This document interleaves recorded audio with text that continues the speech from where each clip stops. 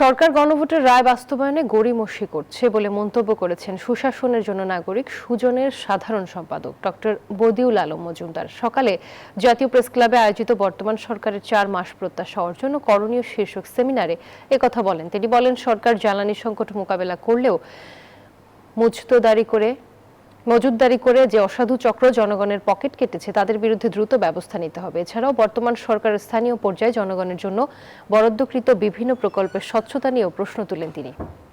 Bashundhara public school and college 2026 শিক্ষাবর্ষে ভর্তি চলছে। জনগণ যাদের মতামত দেয় এটাই শেষ কথা। ওটাতে দ্বিমত করার কিংবা ওটা নিয়ে গড়িমসি করার কোনো সুযোগ নেই।